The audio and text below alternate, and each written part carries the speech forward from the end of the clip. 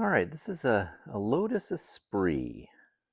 This is the second year of the Stevens body style, which is this kind of slightly curvier Esprit.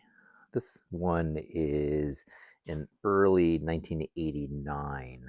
Later in 89, they made the SE model, but this one is pre-SE. It has a 2.2-liter four-cylinder turbo engine in it. The SE model had a charge cooled, which was an air to water intercooler. And this one does not have that, does not have the charge cooler. But anyhow, I picked this car up as a project. The oil pump had seized, which made the timing belt jump, which bent some of the valves in the engine. So when I got it, the engine had to be pulled, and I am working on the engine and doing everything else I find wrong with it at the same time. Generally, the body is in pretty good shape. There's a few little nicks and scratches and some fading, and I've put some clear protective plastic on the back to just prevent scratches or anything from removing the engine and doing work in the engine compartment. Since I'm about halfway through this project, meaning I have it a lot taken apart and getting ready to put stuff back together, I thought I'd make a video and show you some of the inner things about the Esprit that people might not know or might not see on their own car. First off, it's a fiberglass body, and the fiberglass body is made in two shells, an upper shell and a lower shell, kind of like a fiberglass boat coming out of a mold. And then those two shells are bonded at about the seam on the door there, are bonded together. That fiberglass body shell is then placed onto the backbone, which is a steel, in this case galvanized steel. This generation of Esprits, they galvanize the backbone, which is kind of a tube frame structure in the back that holds the engine and the transmission, and then kind of a square box structure that goes forward to the front of the car that the front suspension bolts to. And then it's kind of a sheet metal box structure that goes up the center of the car. You can see in the engine bay here, there's these kind of cubby areas on either side of the engine. This is where the gas tanks go. So it's steel gas tanks with a crossover tube going kind of right here in the middle. See those rubber grommets? Crossover tube goes between those. So the crossover tube equalizes it. There is a fuel filler on either side of the car. So you can fill from either side of the car. It'll go into either tank and then through the crossover pipe and fill both tanks. This is the bottom of one of the tanks. It's extremely rusty. It sits on top of a piece of foam, and over the years the foam absorbed water, and the water just rusted the seam of the two pieces of metal. The steel here on the tank just rusted it out, so the tanks were leaking. Boyd Welding makes some pretty nice aluminum tanks that go in. Some of the fittings aren't quite right. I've had to modify it a little bit to work with the stock sending unit and stock fuel pump, but overall it's a really nice product, and I'm glad I got them.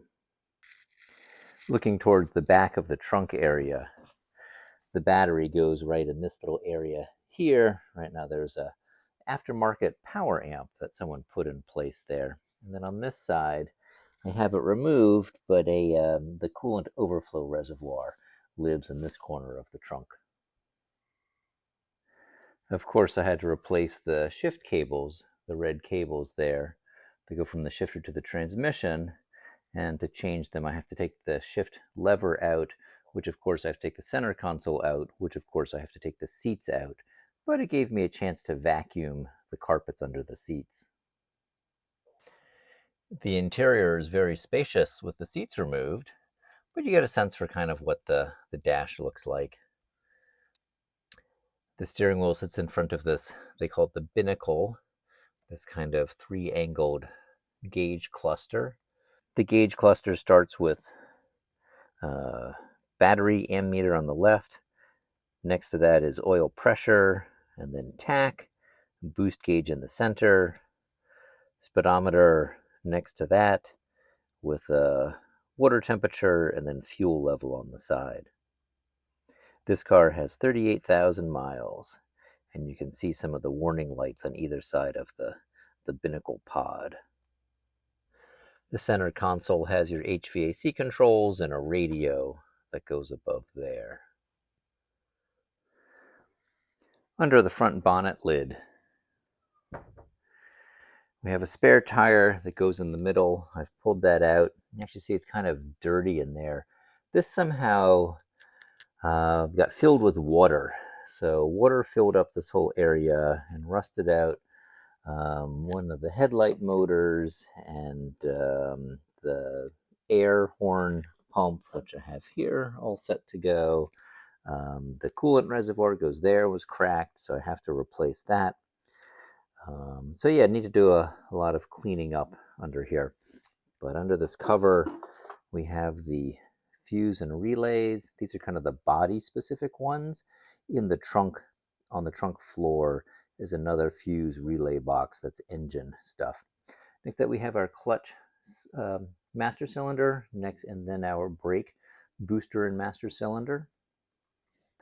This little flap door here is our air inlet for HVAC system, and there's this corresponding spot on the lid so that it actually sucks air from this little grill in this low pressure area by the windshield to go into the cabin.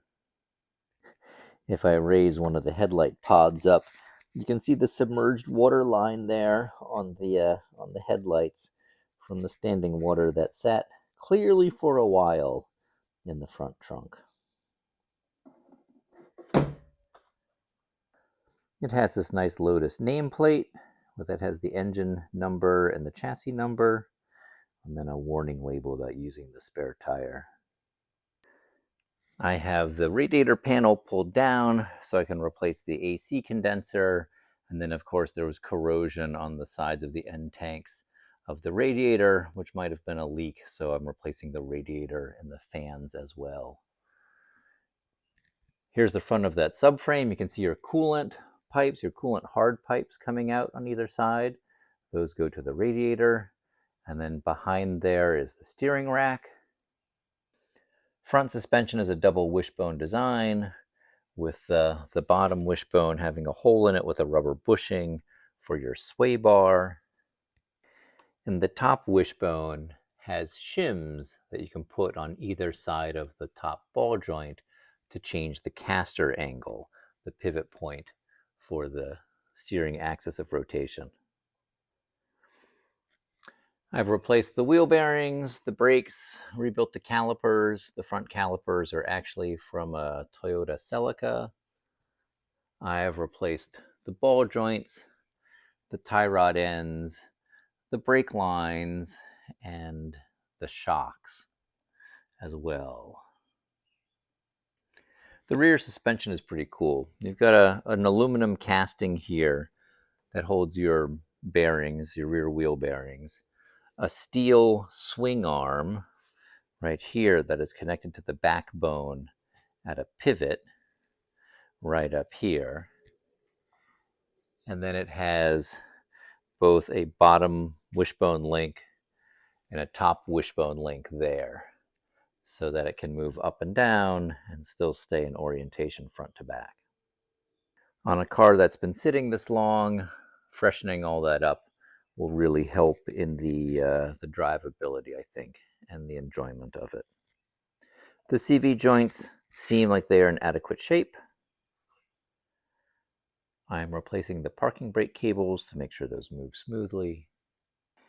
Here's a good view looking into the backbone in the engine bay. You can see the red shift cables going in. You can see the larger coolant lines coming at the top. And then in the hole there, the two smaller black lines, those are for the oil cooler. The oil cooler is actually a sandwich plate that goes underneath the oil filter and goes to the oil cooler in the front. And then the other, you've got lines going to the heater core for the HVAC, and then also a vacuum line going forward to the brake booster. Lotus really raided the parts bin of other manufacturers when they made this car. The mirrors are from a Citroën. The rear taillights say Toyota on them. The radiator fans say Ford on them. The transmission is from Renault. In fact, 89 is the first year of the Renault transmission. The previous Esprits had a transmission from a Citroën. The air scoops on the side by the windows here are actual functional air scoops for the engine bay. They provide engine cooling. And if you look on the other side here, that hose goes to the air box. The fuel tank sits in that pod. On top of the fuel tank sits the engine computer and then the air box. So it gets its fresh air directly from that side pod. These air ducts on the side of the car, the rocker panels, those come right out to this whole pipe area here, which is just for general engine cooling. So the exhaust is on this side of the engine, and so that will help funnel air under the car to help keep everything cool, and then it'll vent out on this screened grate.